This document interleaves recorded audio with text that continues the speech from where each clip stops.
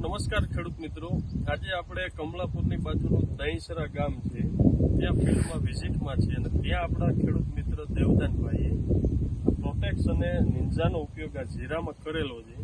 તો એમની પાસેથી જાણશું કે શા માટે આ બે દવાનો ઉપયોગ તેમને જીરામાં કરેલો છે. તો દેવદાનભાઈ, આ પ્રોટેક્સ અને નિંજાનો ઉપયોગ કરવાનું કારણ શું છે? મારે જીરામાં સુકારો આવ્યો હતો, બરોબર, અને સુકારો આવ્યા બાદ મેં એનો સ્પ્રે કર્યો. અને આનું આપણે માપ કેટલું રાખેલું છે?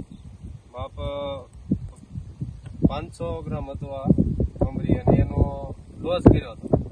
અને નિંજાનો પર પંપે 50 ml નાખ્યો. તો 1 એકરે 500 ગ્રામ નિંજા અને 500 ગ્રામ પ્રોટેક્સનો ઉપયોગ કર્યો છે.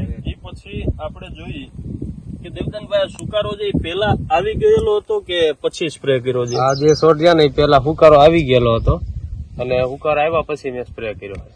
તો આપણે ખેડૂત મિત્રો જોઈ શકીએ કે સુકારો આવી ગયો હતો, ત્યાંથી દેવદાનભાઈએ આ નિંજા અને પ્રોટેક્સનો ઉપયોગ કર્યો. એ પછી આ આગળના છોડની અંદર આપણને ક્યાંય સુકારો જોવા મળતો નથી. અને જોઈએ તો આ સુકારાની અંદર છોડ જે આવી ગયા છે એની અંદર પણ પાછી આપણને રિકવરી જોવા મળી છે, એટલે કે નવી ફૂટ પણ આપણને જોવા મળી છે.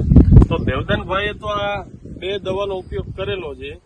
સાથે જે આડોશ પાડોશના જે ખેડૂત છે એમને પણ આ નિંજા અને પ્રોટેક્સનો ઉપયોગ કર્યો છે. તો એમની પાસેથી પણ જાણશું કે તમને આ બે દવાનો રિઝલ્ટ એમાં કેવા જોવા મળ્યા છે. અમને આ દેવદાનભાઈ વાત કરી એટલે અમે એક રૂમમાં દેવદાનભાઈ લઈ આવ્યા, અને ત્યાં અમે પણ લઈ આવ્યા, પણ અમને પણ રિઝલ્ટ 80-90% મળ્યું છે. એટલે ક્વોલિટી સારી છે, વાપરો તો સારું રહે ખેડૂતને. અમને તો આમાં રિઝલ્ટ મળ્યું છે એવી અમારી વિનંતી છે. ધન્યવાદ.